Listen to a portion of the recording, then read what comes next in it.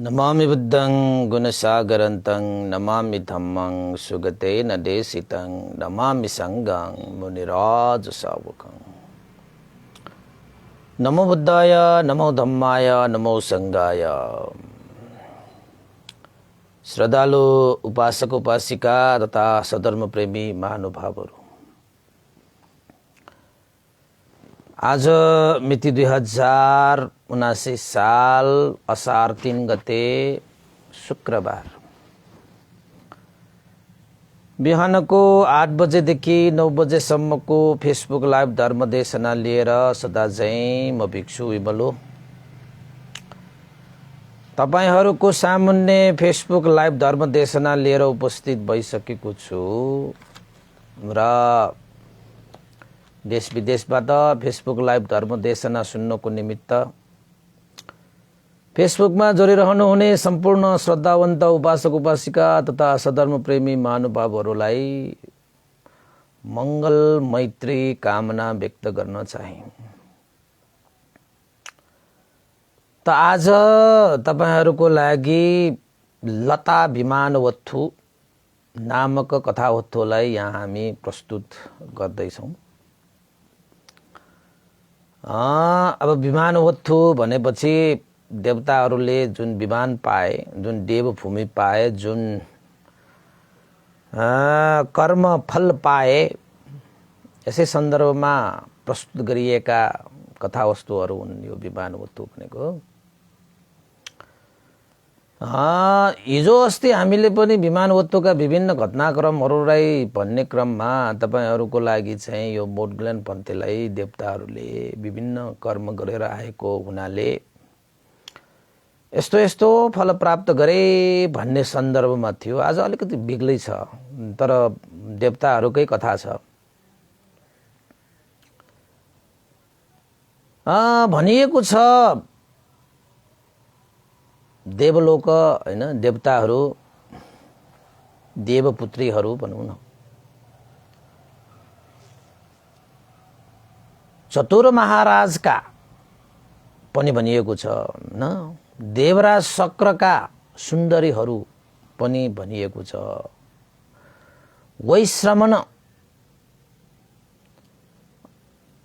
वैश्रमणका छोरीहरू पनि भनिएको छ।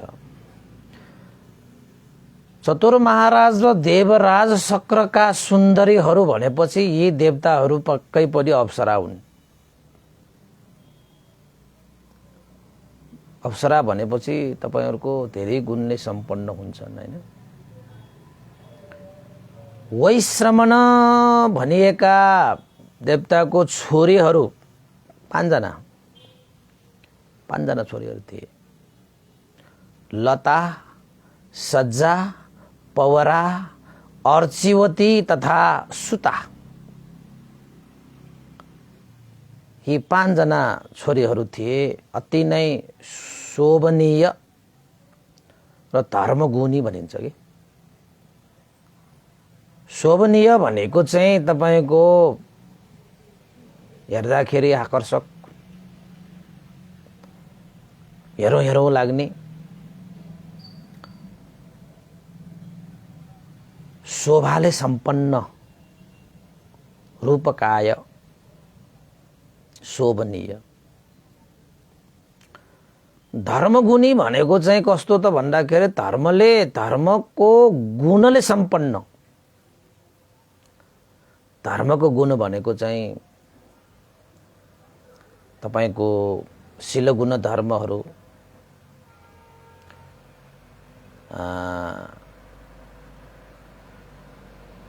समाधि गुण धर्महरू, प्रज्ञा गुण धर्महरू,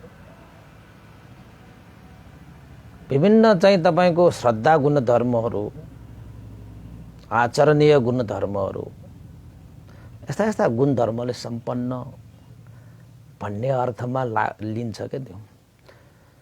अब धर्मगुणी पनि छ भनेपछि ती छोरीहरू 5 जना छोरीहरू देवलोकमा अप्सरा भएर जन्मिए, देवी भएर जन्मिए हैन। अब चतुर महाराज र देवराज शक्रका सुन्दरीहरू भनेपछि अप्सरा नै भन्नु पर्ला।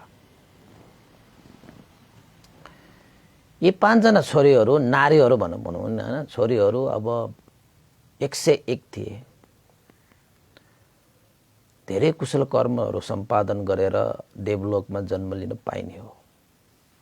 जन्मे पहिला पहिला देवताहरूले मनुष्य लोकमा जन्म लिँदाखेरि मैले यस्तो यस्तो कर्म गरेर आएको हुनाले मैले यस्तो यस्तो प्राप्त गरेँ भनेर भनिएको छ नि। त्यस्तै गरे उनीहरूले पनि केही कुशल कर्महरू त गरे। तपाईँ हामीले पनि यो मनुष्य लोकमा कुशल कर्म गर्न पाइयो भने, गर्न सक्यौँ भने, सम्पादन गरियौँ भने हामी पनि त देवलोकमा तपाईँको चाहिँ देवता भएर प्रभावशाली, तपाईँको यशस्वी तेजस्वी हैन। देवलोक भनेको त यहीँनिर छ कि, यो हातमै छ हैन। मेरो भाग्य छैन, भाग्य त तपाईँको हातमा छ त, अनि यहाँ खोजेर पाइन्छ त। हामी भाग्य भनेपछि यहाँ खोज्छ कि यहाँ यसो खोज्छ। तपाईँको भाग्य भनेको त हातमा हुन्छ नि त। तपाईँको हात भनेको के हो फेरि अर्कै किसिमले सोध्ला। हात भनेको तपाईँको कर्म हो।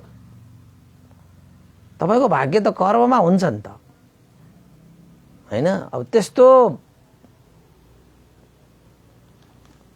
हिसाबले चाहिँ बुझ्यो भने चाहिँ हामी कर्म गर्नमा लाग्छौँ कि भाग्य खोज्नमा होइन। किन त भन्दा कर्म हुने बित्तिकै त तपाईँको भाग्य त आइहाल्छ। अब यी देव नारीहरू भनौँ, देवीहरू भयो नि त होइन।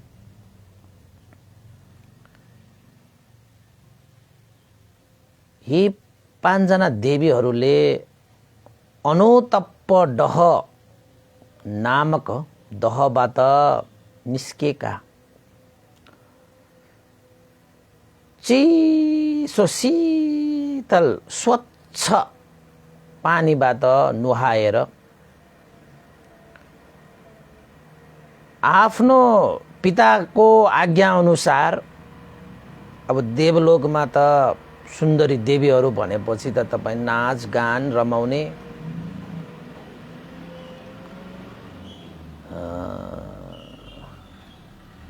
त्यस्तै त हो नि। पञ्चकाम गुणहरू भोग गर्दै सुख भोग गर्ने त हो नि। त्यहाँ अरू के छ र त्यहाँ। अब हामी जस्तो ध्यान बस्ने, हामी जस्तो दान गर्न जाने, हामी जस्तो कथा सुन्न जाने, हामी जस्तो ध्यान केन्द्रहरू बनाउने भन्ने हुँदैन त्यहाँ त। अब उनीहरूको पनि त आफ्नो पुण्यको अनुभवले प्राप्त भएको श्री सम्पत्तिलाई अब हैन भोग गर्दै समय बिताउने त हो। तर यी 5 जना देवीहरू अति सुन्दरी, अति धर्मगुणी, शोभनीय,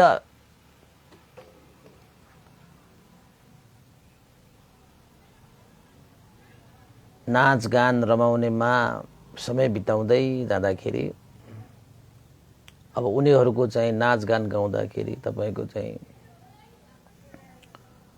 उत्पल्ल वर्ण फूलमालाहरू लगाएर, रत्नमय वस्त्रहरूले लगाएर तपाईको उनीहरूको रूपको व्याख्या गरिएको त तपाईको चाहिँ त्यो 5 जना देवीहरू मध्येमा सबभन्दा अझै प्रभावशाली सुन्दरी हैन। हुन त दिदी बहिनी नै हुन् सबै, तर दिदी बहिनीमा मध्येमा पनि यो लता भन्ने जुन चाहिँ देवी छ, दिदी बहिनीमा सबभन्दा लता भन्ने अझै प्रभावशाली, अझै आनिशंस प्राप्त कि दिदी बहिनी मध्येमा। अनि दिदीबहिनीहरू मध्येमा त्यो 4 जना दिदीबहिनीहरूलाई चाहिँ कस्तो लाग्थ्यो त भन्दाखेरि हामी पनि वैश्रमणका पुत्रीहरू हैन, हामी पनि चतुर महाराज देवराज इन्द्रका सुन्दरी हौं। हामीलाई पनि नाचगान हैन आदि इत्यादि सब उस्तै आउँछ। तर 5 जना दिदी बहिनीहरु मध्येमा यो लता चाहिँ अलिकति छुट्टै किसिमले प्रभाव छर्ने, सुन्दरतामा पनि, वर्णमा पनि, बलमा पनि, सुखमा पनि वो अलिकति छुट्टै किसिमले उसले अलिकति वर्ता नै उसलाई सबै चीजहरु चाहिँ प्राप्त भएको महसुस भएछ कि चारै जना त्यो दिदीहरु त्यो दिदीबहिनीहरुलाई। अब तपाईहरुको पनि कहिलेकाहीँ दिदीबहिनीहरु दाजुभाइहरु हुन्छ नि त। मनुष्य लोकमा पनि त्यस्तो हुन्छ। तपाईको दाजुभाइ नै हो, एउटै बाउआमाको सन्तान हो, त्यही खुवाको, त्यही पिलाको, त्यही स्कुलमा पढाको, त्यस्तै किसिमले सिकाको, त्यस्तै अवसर जुडेको हैन। तैपनि हुर्कदै जाँदाखेरि उनीहरुको प्रभाव, स्वभाव हैन केही अभाव त्यहाँ हुन्छ के। यद्यपि तपाईको चाहिँ एउटै अनुहार, ट्विन्स भन्छ नि त, झुम्ल्या दिदीबहिनीहरु भए पनि अनुहार सेम भएता पनि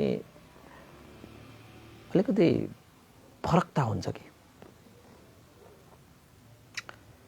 त्यो फरकता कहाँबाट आउँछ त भन्दाखेरि कर्मबाट आउँछ।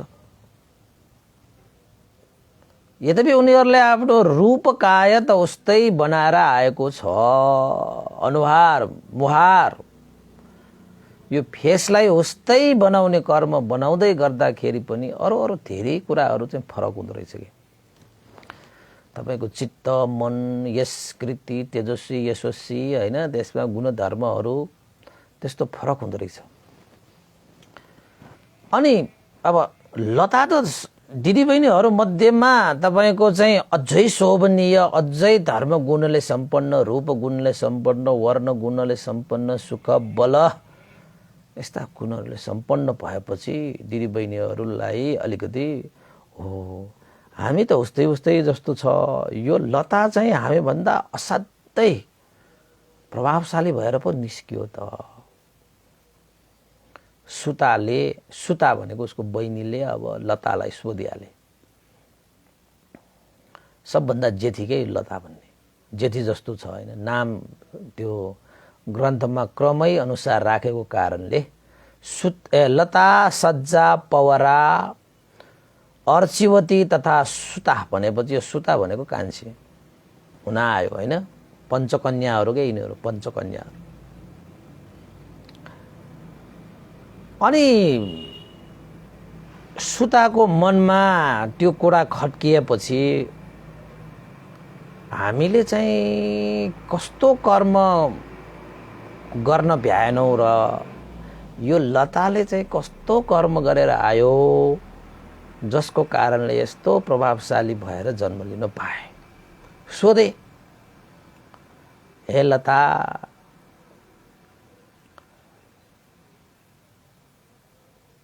उत्पल्ल फूलले सजिएर बसेका छौ, रत्नमय काञ्चनमय अलङ्कृत वस्त्र गरगहना हैन ले सजिएर, झरना जस्तो केशले सजिएर, मयूर जस्तो वस्त्रले ढाकिएर, त्यसपछि तपाईको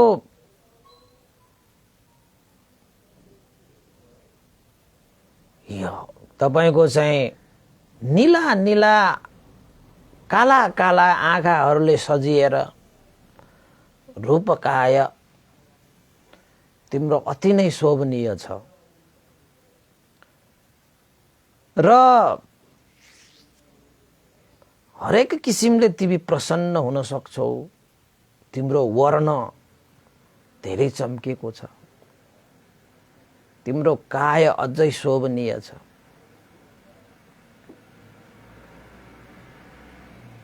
हामी पनि तिमी जस्तै नाच्छौ, गाउँछौ, सबै गर्छौ, तर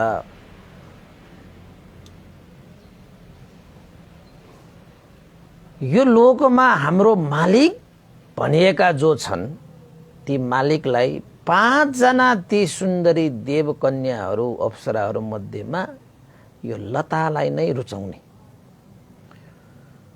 हे लता, तिमी कसरी चाहिँ यो मालिकहरूको प्रिय बन्न सक्यौ?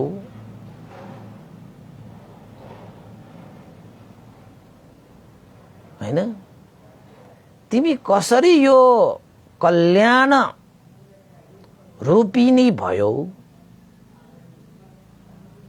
तिमी कसरी यो गाना र नृत्यहरूमा हामी भन्दा पनि उत्कृष्ट भयो? हामी पनि नाच्छौँ, हाम्रो पनि रूप छ, हाम्रो पनि काय छ, हामी पनि नाच गान, हामीमा पनि प्रतिभाहरू छ, कला छ।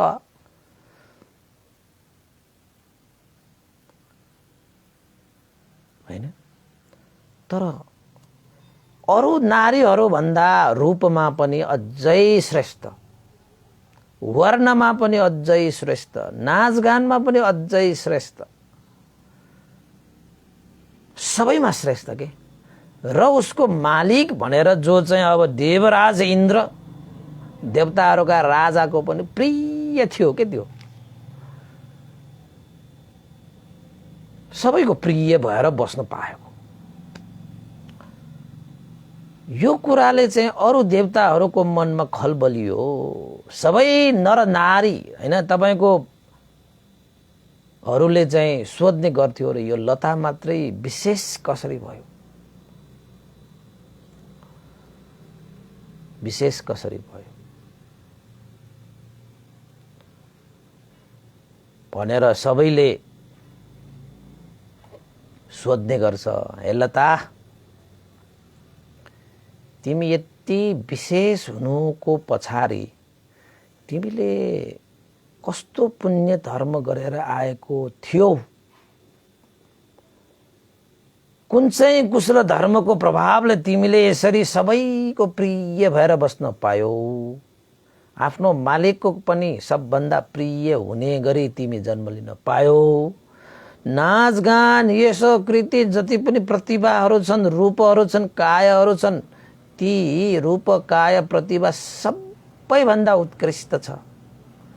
सबै नै आश्चर्य हुने गरी, सबै नै अद्भुत हुने गरी तिमीमा प्रतिभा छ, रूप छ, काय छ, वर्ण छ, बल छ, सुख छ। यति प्रभावशाली, यति रूपकाय, यति शोभनीय हुनुको पछाडिको कर्म के हो भनेर सुताले लतालाई सोधे। किन भन्दाखेरि सबै अरू देवताहरूलाई जसले लतालाई देख्छ ती देवीहरूले चाहिँ म पनि लता जस्तो हुन पाए हुन्थ्यो,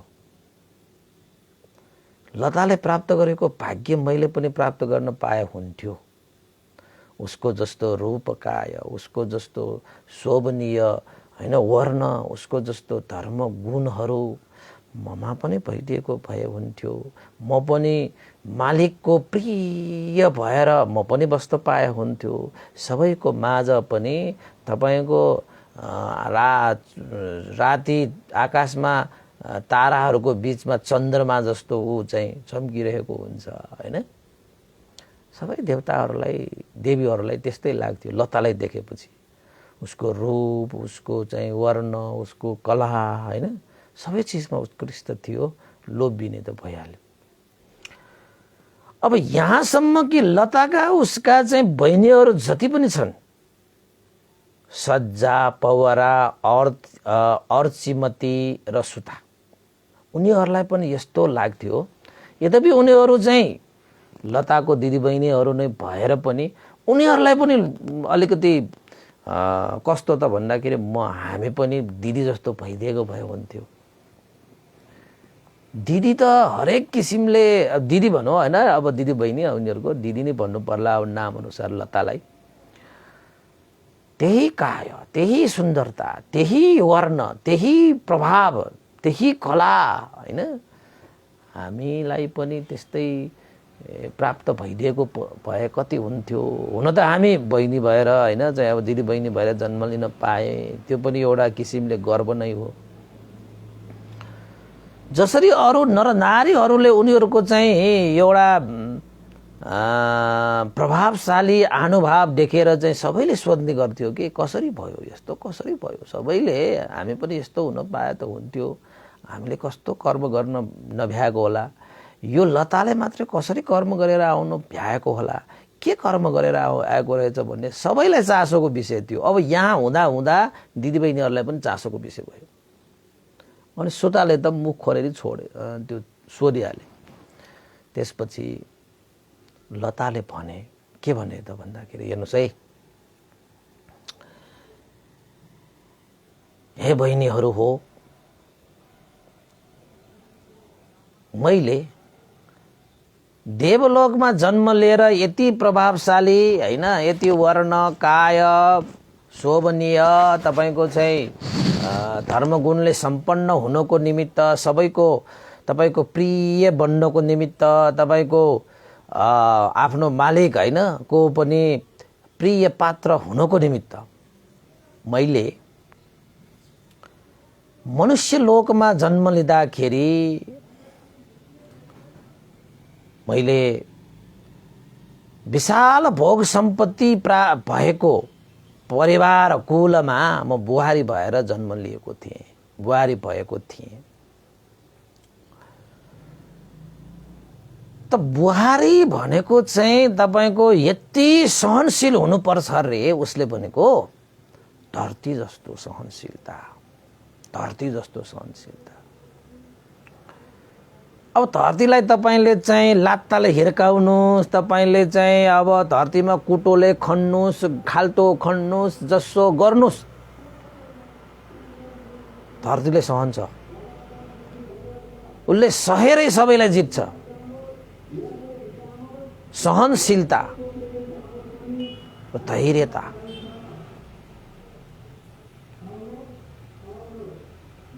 उसले बुहारी भएर कसैको कुलमा बस्दाखेरि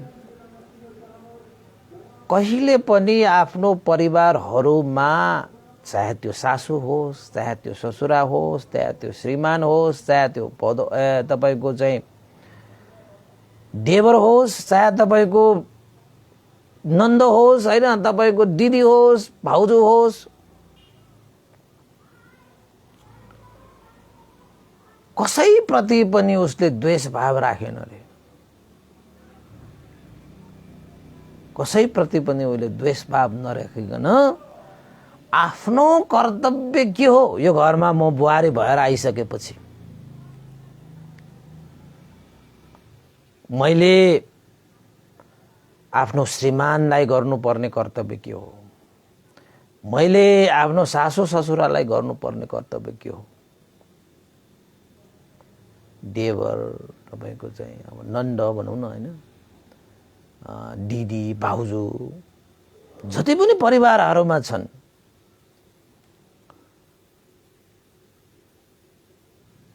ती सबै प्रति चाहिँ मैले मैत्री भाव राखेर अक्रोधी भइकन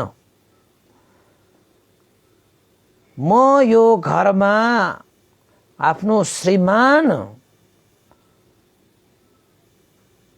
देखि लिएर सम्पूर्ण परिवारहरूको कर्तव्य निभाउन आएको हुँ भन्ने त्यो धारणालाई मैले ग्रहण गरेर म आफ्नो श्रीमानको बसमा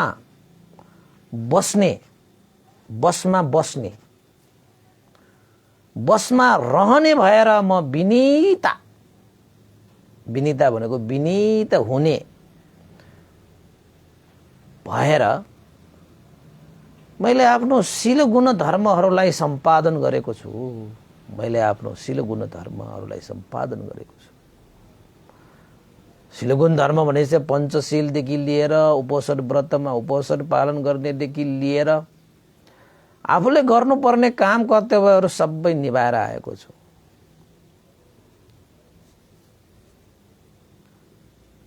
हैन, मनुष्य भएर जन्मदाखेरि म बुहारी भएर बस्दाखेरिको त्यो गृहमा मैले कुनै पाप कर्महरू चिताइन, पाप कर्महरू गरिन।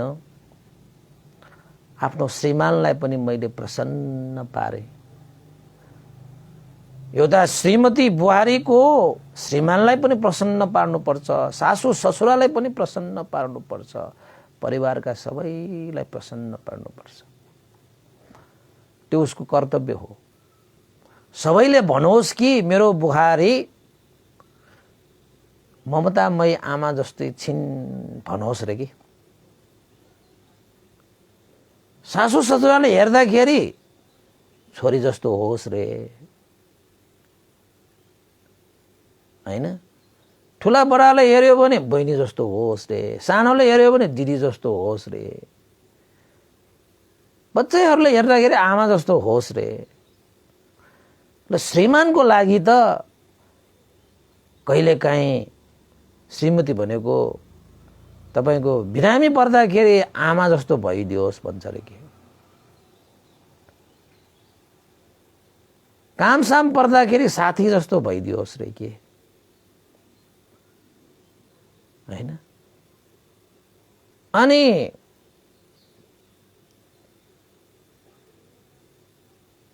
मैत्री करुणा हैन ऊ राख्नेमा चाहिँ बहिनी जस्तो भइदियोस् रे के। अब श्रीमती नै भइसकेपछि त श्रीमती जस्तो त हुनै पर्यो।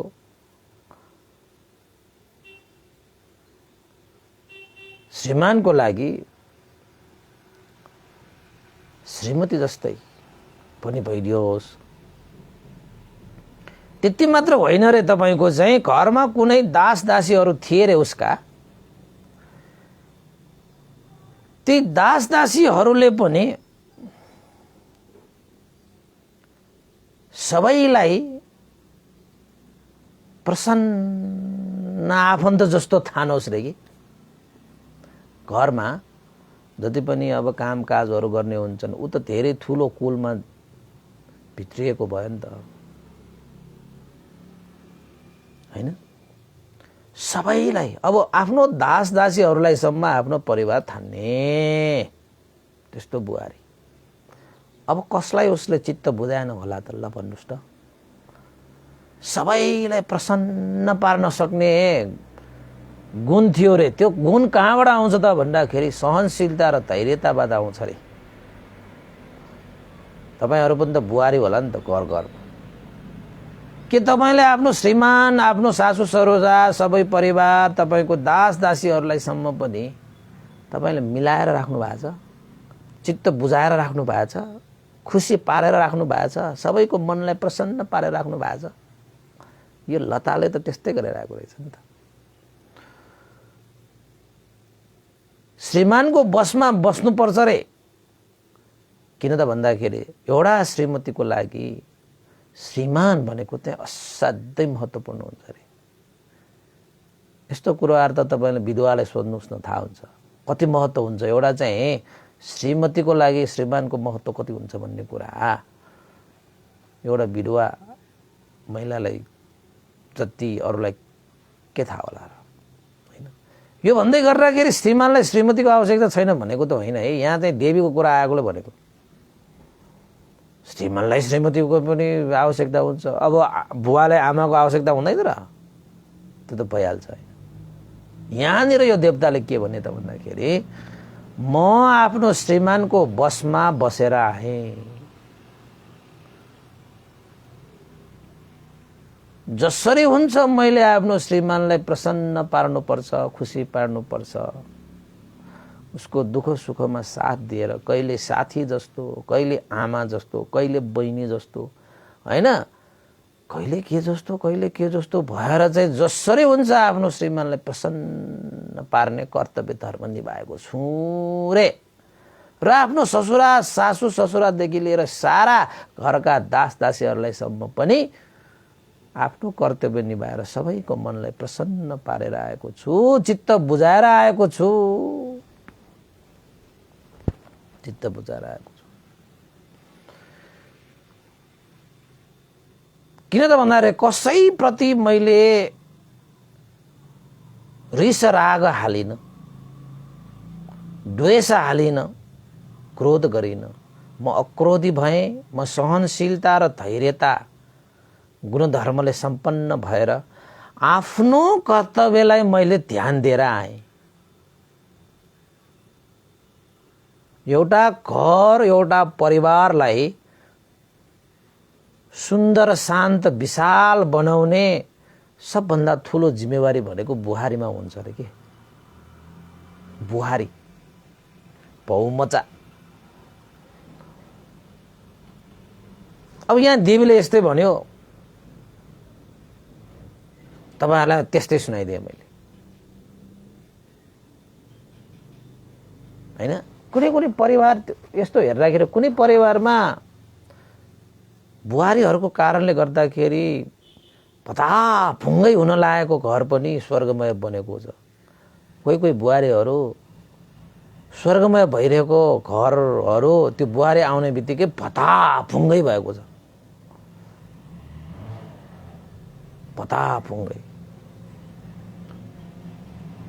हैन।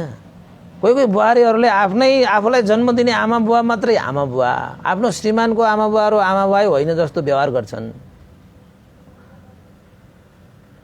अनि त्यहाँ चाहिँ भताभुङ्ग सुरु हुन्छ, हैन।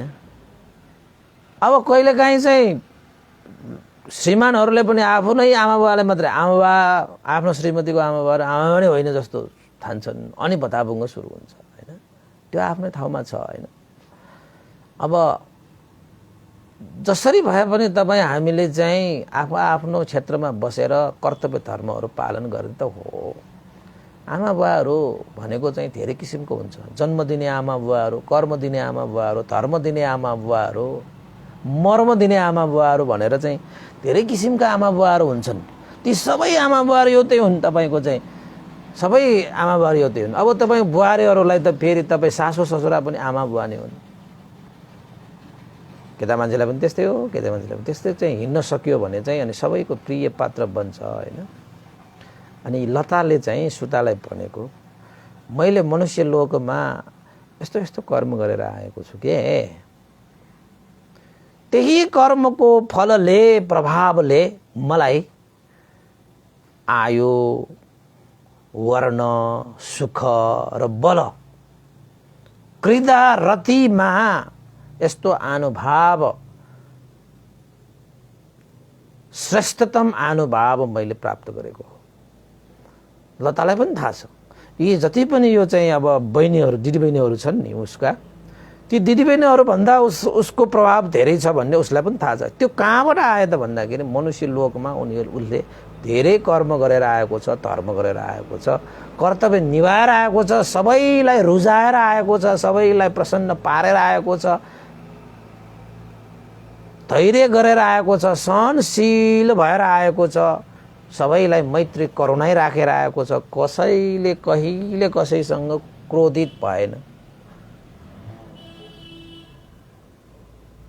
परिवारमा आफ्नो गुणधर्म के हो भन्ने जानेर उसले निभाएकै छ। चाहे श्रीमानले कहिलेकाहीँ रिसले गाली गरोस्, उसले के सोच्छ, आज श्रीमान अलिकति मुड खराब छ होला, श्रीमानको बोलोस्। गाली गर्यो भने आज तपाईको मुड खराब छ होला, हो यति मात्रै मुड खराब हो कि योभन्दा बढ्ता मुड खराब हो, योभन्दा बढ्तै मुड खराब छ भने पनि निकालिदिनुस्, म सुनिहाल्छु नि, म धैर्य गरिहाल्छु, म सहिहाल्छु। आखिरमा श्रीमान श्रीमत नै हो नि, मनको कुराहरू रिस भए पनि पोख्ने, माया भए पनि पोख्ने भनेको त कोसँग पोख्ने, कोसँग पोख्छ त? श्रीमानले चाहिँ माया पनि पोख्छ, तपाईको रिस पनि पोख्छ। माया भएको मान्छेलाई त रिस पोख्छ नि, अरू कहाँ गएर पोख्छ त? त्यसैले चाहिँ कहिलेकाहीँ श्रीमतीले पनि पोख्ला श्रीमानलाई, माया भएको मान्छेलाई त रिस पोख्छ नि, अनि नभएको मान्छेलाई पोख्छ त? तपाईले बाटोमा हिँडेको मान्छेलाई रिस पोख्न सक्नुहुन्छ त? सक्दैन नि, हैन। अब घरमा कहिलेकाहीँ मुड खराब हुन्छ, रिस आउँछ, यस्तो हुन्छ, कुरा हुन्छ। श्रीमान रिसायो भने पनि अब श्रीमती पनि मलाई किन बेकारमा रिसाइस् भनेर त्यो पनि झगडा गर्ने हो भने त त्यहाँ त आगोलाई आगोले निभाउन सक्ला त? आगोलाई त पानीले निभाउनु पर्छ नि त, हैन? यस्तो कुराहरू श्रीमानले पनि बुझ्नुपर्छ। भाइ श्रीमती भएर रिसाउँछ, हे श्रीमती आज तिम्रो मुड खराब जस्तो छ, यति मात्रै हो भने त ठिकै भयो, योभन्दा बढ्ता मुड खराब छ अझै निकाल, म सुनिदिउँला नि। कसैले चाहिँ मनको कुराहरू सुनिदियो भने मन शान्त हुन्छ, हल्का हुन्छ नि, सुनिदिने हो कि। हामी त कस्तो एकैचोटि प्रतिकार गर्छौँ अनि त्यहाँ चाहिँ विस्फोटन हुन्छ। त लताले यसो गरेर आए, सासू ससुराले पनि कहिले गाली गरे होला, हप्काए होला, तर उसले कहिले पनि कानले मात्र सुने, मनले सुनेन। कानले मात्रै सुने, मनले सुनेन। ए आज सासू ससुराहरूको मुड खराब होला, के भयो होला, सुनिदिउ नि त। उसको रिस पनि सुनिदिने हो कि, ताकि जसले रिस पोख्यो नि उसको मनमा शान्त होस्, उसको मन हल्का होस् न। जस्तै तपाईँहरूलाई चाहिँ धेरै दुःख भयो भने आँसु तपाईँले झार्छ नि त, आँसु झारेपछि के हुन्छ, मन हल्का हुन्छ नि है। अब उसँग रिस छ, अब कहाँबाट आयो रिस होइन, अब कर्म संस्कार पनि हुनसक्छ। रिस पोख्यो भने पोख्न दियो, त्यो रिस पोखेपछि नै उसको शान्त हुन्छ। अब रिस तपाईँलाई पोख्नै दिँदैन, रिस पोख्नु कता कता तपाईँले फेरि रिस थपिदिन्छ। त्यसैले यो लताले चाहिँ आफ्नो श्रीमानको बसमा बसेर आए। त्यो श्रीमतीहरू पनि यो लताको जस्तो गुणहरू हुनुपर्छ, लताको जस्तो गुण हुनुपर्छ क्या। सहनशीलता, धैर्यता, मैत्री, करुणा, अक्रोधी हुने, सासू ससुराले आमा बुवा जस्तो मान्ने, कहिलेकाहीँ गाली गरेर आँसु नै झर्ने गरी गाली गरे पनि आमा बुवा न हो, उनीहरूको पनि मन हल्का होला नि त, गाली गर्यो भने गरोस् न भनेर उनीहरूको मन हल्काको लागि गाली खानुपर्छ कि कहिलेकाहीँ। परिवारमा बसिसकेपछि भनेको मैले मात्रै भने जस्तो हुनुपर्छ, उसले मात्रै भने जस्तो कहाँ हुन्छ होइन। मेरै चाहनाहरू मैले भनेपछि पुरा गर्नुपर्छ, सबै धिप्पी कस्नुहुन्न कि। तपाईँको चाहना जस्तो चाहिँ श्रीमानको पनि होला, सासूहरूको पनि होला, ससुराहरूको पनि होला, दिदीहरूको पनि होला, भाउजूहरूको पनि होला, कसको होला नि त। अब आफ्नो मात्रै इच्छा पुरा गर्ने अनि अरूले इच्छा गर्यो भने त्यो चाहिँ हुँदैन भनेर भएन नि। उनीहरूको पनि अब मिल्ने खाले होइन, सक्दो खाले कसैको इच्छाहरू छन् भने पुरा गरिदिनु। आफ्नो इच्छा पुरा गरेपछि आफूलाई पनि खुसी भयो, उनीहरूलाई पनि खुसी नै होला। आफूले आफ्नो इच्छाहरू पुरा गर्न मन लाग्यो जस्तो उनीहरूलाई पनि गर्न मन लाग्ला। अब समूहमा, घरमा, परिवारमा बसेछौँ होइन, सबैको पुरा होस् भन्ने त्यस्तो धारणा राख्नुपर्छ होइन। अनि त्यो लताले त्यो दिदीबहिनीहरूलाई पनि मैले त्यसरी त मैले मनुष्य लोकमा यसरी म एउटा चाहिँ भोग सम्पत्तिले सम्पन्न भएको परिवारमा म बुहारी भएर जन्मिँदाखेरि त्यो परिवारमा मैले कसैलाई क्रोध हालिन, सबैलाई चित्त बुझाएँ, श्रीमानलाई पनि प्रसन्न पारे, सासू ससुरालाई पनि, परिवारको एउटा काम गर्ने दास र दासीहरूलाई पनि मैले प्रसन्न पारे। मैले आफ्नो कर्तव्य निभाउनु पर्नेमा कहिले पनि म चुकिन हैन। आफूले सहनु पर्ने स्थानमा मैले खूब सहे, धैर्य गर्नुपर्ने स्थानमा पनि मैले खूब धैर्य गरेँ हैन। सबैलाई मैले प्रसन्न पारेँ र मैले आफ्नो परिवार, घरलाई चाहिँ मैले मनुष्य भएर जन्मिँदाखेरि नै मैले स्वर्ग जस्तो बनाएको थिएँ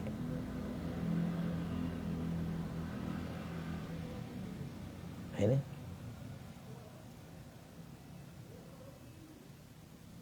त्यसैको प्रभावले आज मेरो आयु, वर्ण, सुख, बल सम्पन्न भएर म जहाँ म जन्म लिएँ नि, त्यहाँ जुन ठाउँमा जन्म लिएँ त्यहाँ जन्मिएका अरू, उत्पन्न भएका अरू जति पनि छन् उनीहरू भन्दा पनि जहिले पनि एक कदम त म श्रेष्ठ नै थिएँ।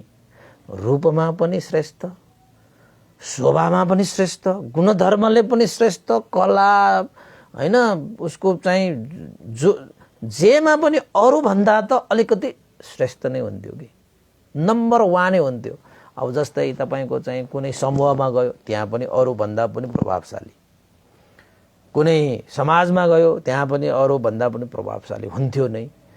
अब कला प्रदर्शन गर्ने क्षेत्रमा अरूभन्दा पनि प्रभावशाली नै, रूपमा पनि अरूभन्दा पनि एक तह त सुन्दर नै हुन्थ्यो। उसको तेज हेर्ने हो भने उसको तेजिला मान्छेहरूको बिचमा गएर पनि ऊ त तेजिलो नै हुन्थ्यो, त्यो नै उनीहरूभन्दा पनि तेजिलो हुन्थ्यो। कहिले ऊ तल बस्नु परेन, कहिले उसले आफूलाई म उनीहरूभन्दा तल्लो स्तरको भयो भनेर उसले कहिले मान्नु परेन कि। र जुन स्थानमा गए त्यो स्थानको मालिकको जहिले पनि प्रिय पात्र, विश्वासिलो पात्र। यहाँ प्रिय पात्र भनेको मतलब यहाँ विश्वासिलो हो, भरपर्दो हो, हैन, सबै प्रिय पात्र भएर बस्न पाएको हुन्थ्यो। त लताको त्यो कुरा सुनेर ती दिदीबहिनीहरूले सोचे, ओहो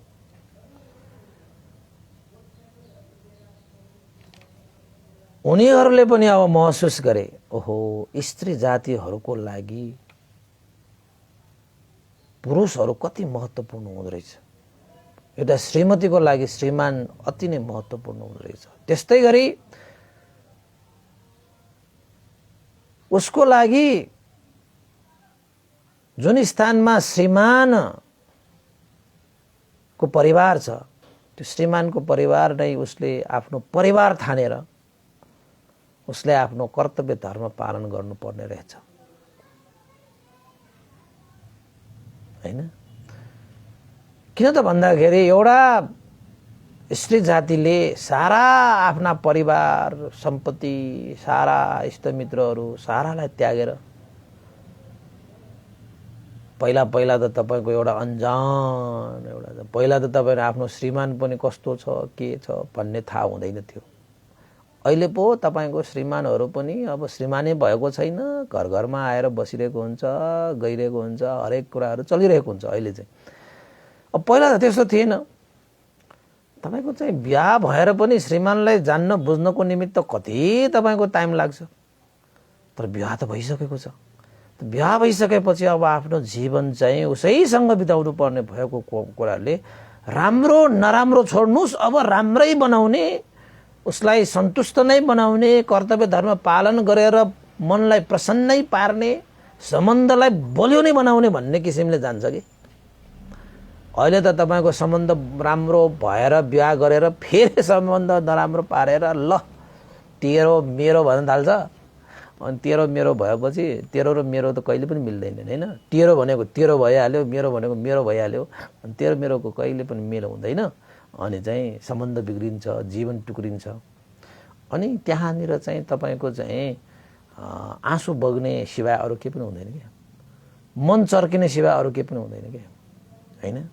त्यसैले आफ्नो क्षेत्रमा बसेर धैर्य गर्नुपर्ने स्थानमा धैर्य गर्नुपर्ने छ, सहनुपर्ने स्थानमा सहनुपर्छ, आफ्नो कर्तव्य निभाउनु पर्ने ठाउँमा निभाउनुपर्छ। त्यसको लागि त तपाईले मैत्री करुणा रूपी औषधि खानुपर्छ, औषधि खुवाउनु पर्छ। त परिवार सुधार्ने औषधि भनेको मैत्री करुणा। भगवान बुद्धको धर्म नै तपाईको मैत्री करुणामा आधारित धर्म हो। तपाईको मैत्री करुणा नभइकन त धर्मको रसै आउँदैन।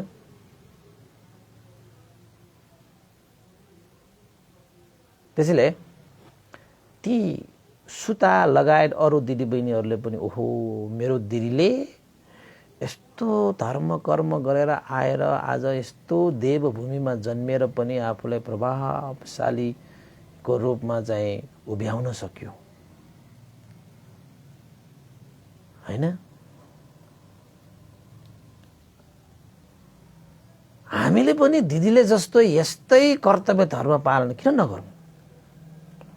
अब हामीले यस्तो अवसर हामीलाई जुर्यो भने, यस्तो मौका हामीलाई आयो भने हामीले पनि दिदीले जस्तै कसैप्रति पनि क्रोध नराखिकन सबैलाई मैत्री करुणा राखेर कसैले हामीलाई हानि नै पुर्याउन आउँछ, कसैले हामीलाई चाहिँ द्वेष नै राख्छ भने उसप्रति पनि मैत्री करुणा राखेर सहनुपर्ने ठाउँमा सहिदिने, धैर्य गर्नुपर्ने ठाउँमा धैर्य गरिदिने र आफू जुन स्थानमा बसेको छौ त्यो स्थानको कर्तव्य धर्म निभाउने। जतिसुकै दुःख कष्ट होस् त्यसलाई सहन सक्ने क्षमता म वृद्धि गर्छु। जतिसुकै चाहिँ तपाईँको चाहिँ समय बितोस् धैर्य गर्ने सहने शक्ति म वृद्धि गर्छु। काम पानी दिन रात होइन गाह्रो साह्रो केही नगरिकन आफ्नो कर्तव्यलाई निभाउँछु।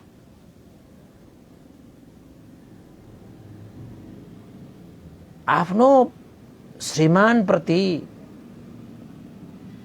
साह्रै नै मिजासिला भएर श्रीमानको बसमा बस्ने भएर सासू ससुरा आमाहरूको बसमा बस्ने भएर परिवारमा जति पनि सदस्यहरू छन् उनीहरूको प्रिय पात्र बनेर यहाँसम्म कि दास दासीहरूको पनि आफन्त जस्तो भएर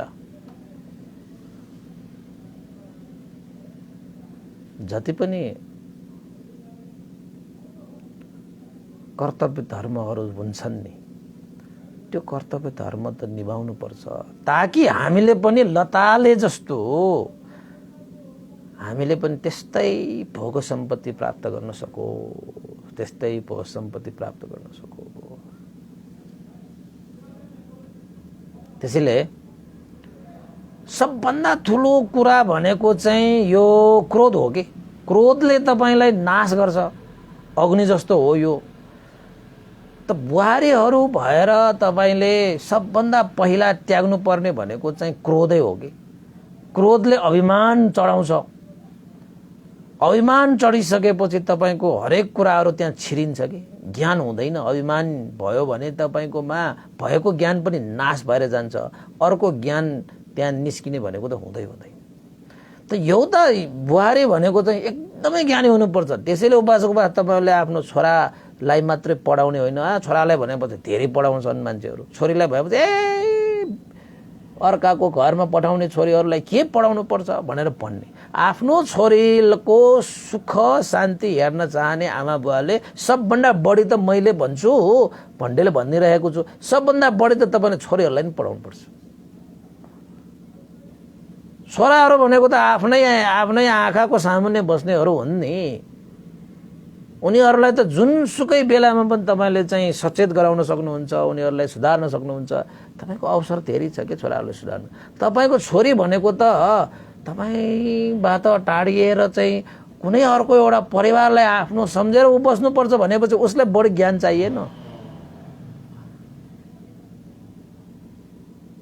उसलाई बढी शिक्षा चाहिएन। धैर्य कसरी गर्नुपर्छ, सहनशीलता कसरी गर्नुपर्छ, अर्काको बसमा बस्नुपर्छ हैन, अर्काको बसमा बस्दाखेरि धेरै सहनुपर्छ, धैर्य गर्नुपर्छ हैन। त्यसैले चाहिँ क्रोधहरू चाहिँ कहिले पनि मनमा नलिकन मैत्री र करुणा युक्त भएर बस्नुपर्छ। किन त भन्दाखेरि आफ्नो बुवा आमाको घरमा त कहिले काहीँ क्रोधै गर्दाखेरि पनि आमा बुवाले त हे मेरो छोरी भनेर क्षमा देला। घरमा बस्दाखेरि दाजुबहिनीहरूसँग झगडै गरिराखेर पनि अब दाजुभाइहरूले त रिसमा पनि के भन्लान् तर माफी दिन्छ। अर्काको घरमा जाने आफ्नो छोरी यहाँ जस्तो ऊ रिसाइहाल्यो भने के हुन्छ, यहाँ जस्तो झगडा परिहाल्यो भने के हुन्छ, यहाँ जस्तो सहन सकेन भने के हुन्छ। त्यसैले चाहिँ छोरीलाई बढी ज्ञान दिनुहोस्, शिक्षा दिनुहोस्। त्यो भनेको चाहिँ विशेषतः भगवान बुद्धकै शिक्षा दिनुपर्छ। किनभने धैर्य कसरी गर्नुपर्छ, सहनशील कसरी हुनुपर्छ हैन, पराया घरमा गएर सबैलाई आफ्नो कसरी बनाउनु पर्छ हैन, मैत्री करुणा कसरी विकास गर्नुपर्छ, क्रोधलाई कसरी नियन्त्रण गर्नुपर्छ भन्ने त भगवान बुद्धको शिक्षाले पो सिकाउँछ। तपाईलाई आइए बिए एमए पिएचडी पढेर सिक्ने होइन, त्यो झनै अभिमान चढ्यो भने त बर्बाद भएन। त्यसैले चाहिँ छोरीहरूलाई विशेष किसिमले तपाईले चाहिँ शिक्षा दिएर पठाउनु पर्छ। यदि साँच्चैकै आफ्नो छोरीको कल्याण चाहने, मङ्गल चाहने आमा बुवा हो भने उसले चाहिँ छोरालाई भन्दा पनि छोरीलाई विशेष ध्यान दिनुपर्छ। किन भन्दाखेरि आफूभन्दा टाढिएर बस्नुपर्छ, के होला कसो होला। जसरी तपाईको चाहिँ एउटा आमाले चाहिँ घरमा 2 जना सन्तान छ भने पनि एउटा बिरामी पर्दाखेरिको सन्तान छोराछोरीलाई चाहिँ बढी माया गर्नुपर्छ, बढी दया दिनुपर्छ। किन त भन्दाखेरि एकजना चाहिँ बिरामी छैन भने उसलाई हेरचाह गर्नु आवश्यक छैन नि, उसलाई चाहिँ चाहिने मात्रामा अलिकति मात्र गरे पुग्छ। अब एकजना चाहिँ आफ्नो परिवार सन्तान नै बिरामी पर्यो, उसलाई अलिकति बढी तपाईँले चाहिँ हेरचाह गर्नु पर्यो, समय दिनु पर्यो होइन। त्यसरी नै तपाईँको छोरा र छोरीहरू मध्येमा छोरालाई फेरि आफ्नो कर्तव्य ननिभाउनु नपढाउनु भन्ने होइन, उसलाई पनि पढाउने जति पढाउनु, तर त्योभन्दा पनि बढी तपाईँले चाहिँ छोरीलाई अलिकति विशेष ध्यान दिएर पढाउनुपर्छ, शिक्षा दिनुपर्छ, उसलाई चाहिँ हरेक किसिमले चाहिँ धैर्य धारण गर्ने, सहनशील गर्ने होइन, मैत्री करुणा जगाउने, तपाईँको कर्तव्य धर्म निभाउने, अर्काको घरमा गएर बस्नुपर्छ नि। आजकल त आफ्नो श्रीमानलाई त अलिकति बुझ्लान् होइन, चिन्लान् होइन। आजकल त पहिला चाहिँ तपाईँको कस्तो थियो, कोही पनि नचिनेको ठाउँमा गएर बस्नुपर्छ छोरीहरू भने, अनि त्यहाँ चाहिँ सासू कस्तो, उसको आचरण कस्तो, उसको बानी कस्तो, जो मिजाज कस्तो थाहा हुँदैन।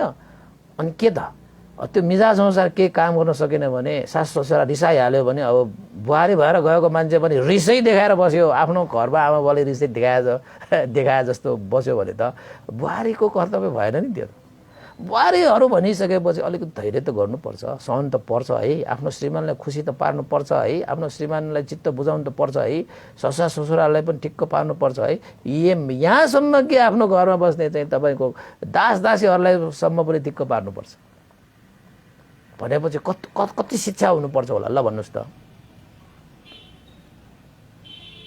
अनि मात्रै त्यस्ता गुणशाली गुणधारी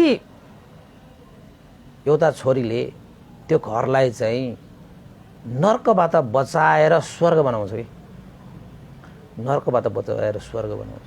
त्यसैले चाहिँ उसका दिदीबहिनीहरूले पनि त्यो लताको त्यो गुणधर्म, उसले गरेर आएको पुण्य धर्मलाई जानिसकेपछि अनि सबैले सोचे हामीले पनि अब त्यस्तो अवसर आयो भने लताले जस्तो गरेर आए, कुशल कर्म गरेर आए, धर्म गरेर, त्यस्तो कुशल कर्म धर्म पनि हामीले पनि गर्न पाऊँ भनेर ती दिदीबहिनीहरूले पनि प्रार्थना गरे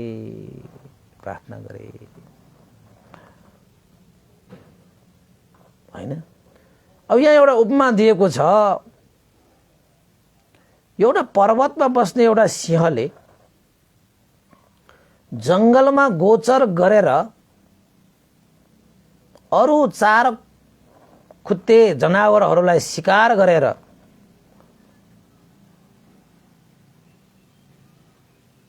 उसले आफ्नो जीविका यापन गर्छ अरे।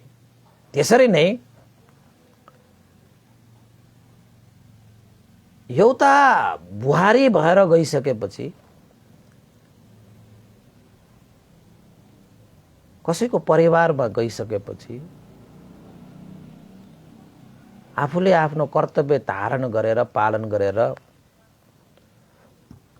अनुव्रत भनेर चाहिँ तपाईँको चाहिँ क्रोधलाई बसमा पारेर, मात्सर्यलाई मारेर, क्रोधलाई मारेर धर्मचारणी भएर जीविका यापन गर्नुपर्छ। सिंहले चाहिँ आफ्नो जीविका यापन गर्दाखेरि तपाईँको 4 खुट्टे तपाईँको चाहिँ जनावरहरूलाई मारेर खाएर उनीहरूले जीविका यापन गरे जस्तो एउटा बुहारीले पनि के गर्नुपर्छ त भन्दाखेरि यो क्रोधलाई मार्नुपर्छ अरे है, मात्सर्यलाई मार्नुपर्छ अरे, धैर्यलाई धारण गर्नुपर्छ अरे होइन, सहनशीलतालाई धारण गर्नुपर्छ र आफ्नो कर्तव्य निभाउँदै जानुपर्छ। श्रीमानलाई पनि गुनासो, सासूलाई पनि गुनासो, ससुरालाई पनि गुनासो, नन्दलाई पनि गुनासो, देवरलाई पनि गुनासो, दिदीलाई पनि गुनासो, दाइलाई पनि गुनासो। जब तपाईँले चाहिँ गुनासो गर्ने सुरु गर्नु थाल्नुहुन्छ नि, तब त्यहाँ चाहिँ अब मैत्री र करुणाको सत्तामा त्यहाँ द्वेष उत्पन्न हुन्छ। त्यसैले त्यो गुनासो गर्ने मान्छेहरूदेखि सावधान है। त्यो गुनासो गर्ने बित्तिकै त्यो मान्छेमा मैत्री छैन रे। मैत्री हुनेहरूले चाहिँ गुनासो गर्दैन, तपाईँको कमी कमजोरीलाई सुधार्नको निमित्त सल्लाह दिन्छ। गुनासो भनेको त हल्ला गर्ने हो नि त, सल्लाह गर्ने होइन नि। भाइ यस्तो गर्दैन, त्यस्तो गर्दैन, उसले साँच्चैकै त्यो राम्रो गरोस् भन्ने चाहनेले त सल्लाह दिन आउँछ नि, यसरी गर्ने होइन यसो गर्नु पर्ला भने सल्लाह पो दिन आउँछ त। अब गुनासो गर्ने मान्छे पछाडि कुरा काट्दै हिँड्छ होइन, पछाडि मुहारमा भन्दैन। किन त भन्दाखेरि उसले तपाईँको गल्ती देखेर पनि तपाईँले गल्ती सुधारोस् भन्ने चाहँदैन। उसले त तपाईँको गुनासो गरेर तपाईँको पछाडि कुरा काटेर तपाईँलाई त समाप्त पार्न खोजेको छ त्यस्ता गुनासो गर्ने मान्छेहरूले।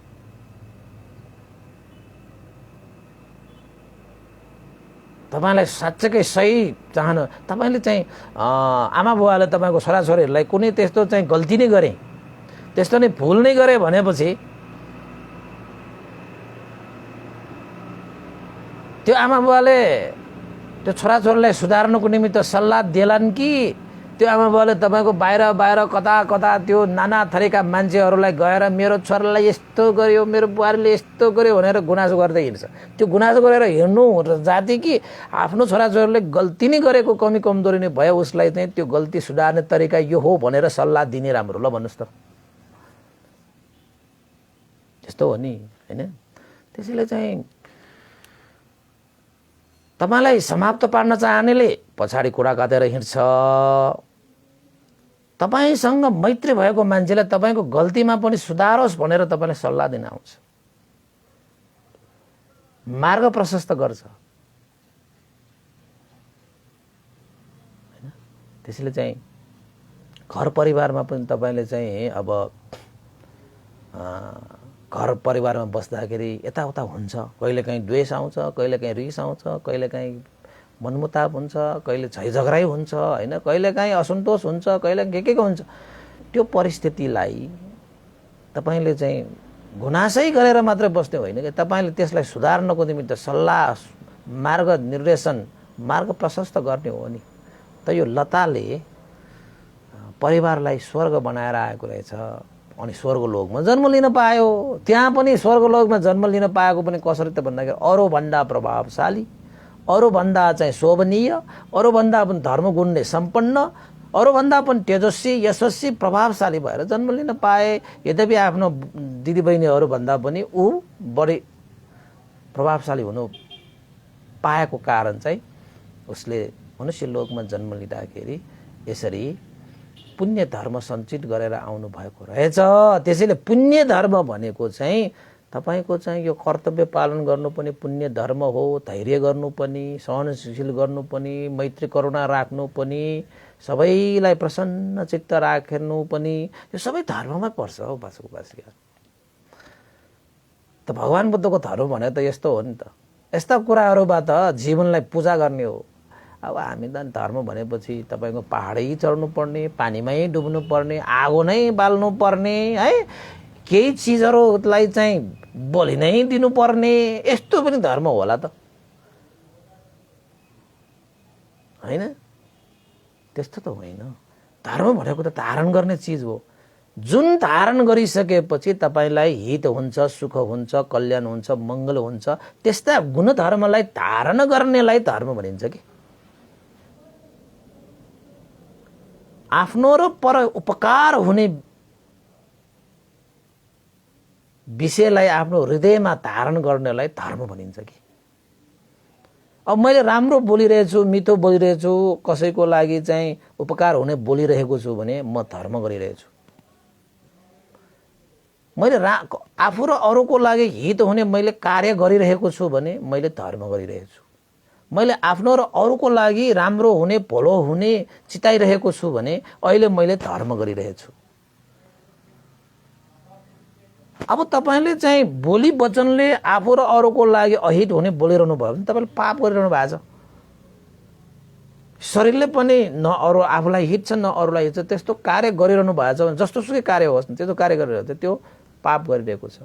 मनले पनि आफूलाई पनि हित नहुने, अरूलाई पनि अहित नहुने तपाईँले चिताइरहनु भएको छ भने पाप गरिरहनु भएको छ।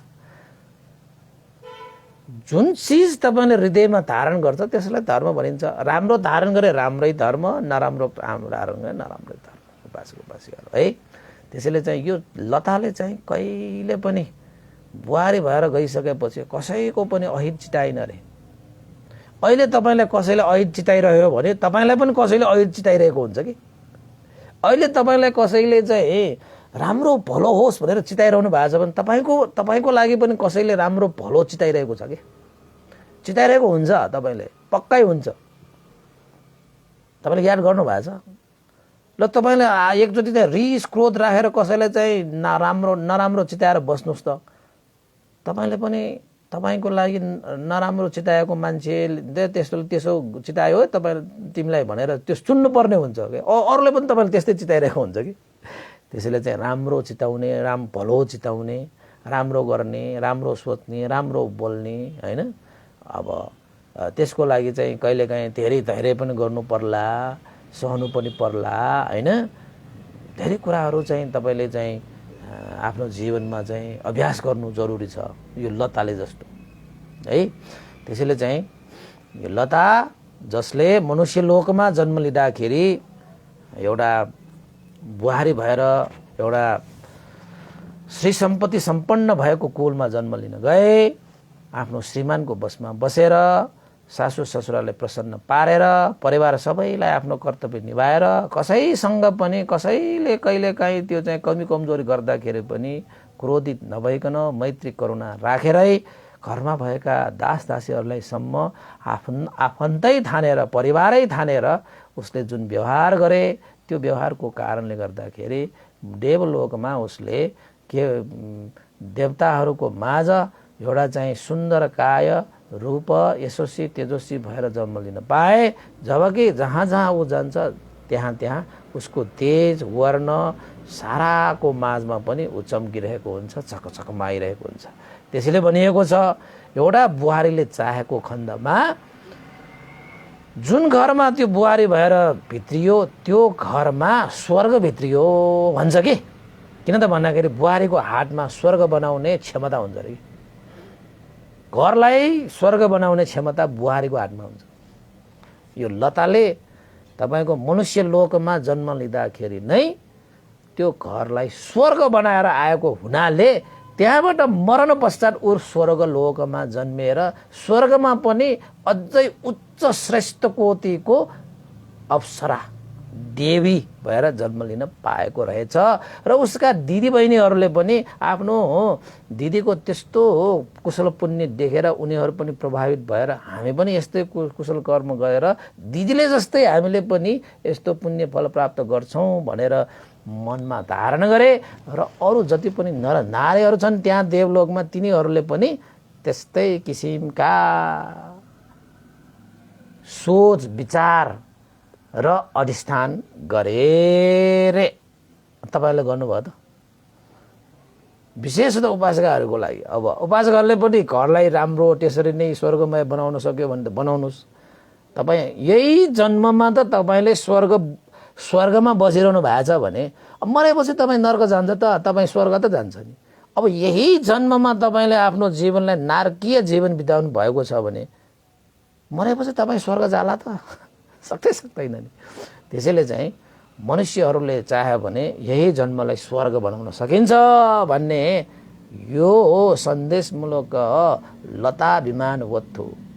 जसले यही जन्मलाई स्वर्ग बनाउँछ भने उसले मरेर गएपछि पनि स्वर्ग लोक नै पाउँछ, देवलोक नै पाउँछ। यानी कि हाम्रो धर्मको भाषाबाट भन्ने सुगति नै पाउँछ। ल त उपासक उपासिका सौनौ पनि भइसक्यो। आजको देशना चाहिँ मैले यही टुङ्ग्याएँ है। र अन्तमा अब पुण्यानुमोदन गर्ने समय भइसकेको छ। आज पुण्यानुमोदन गर्नको चाहिँ को लागि चाहिँ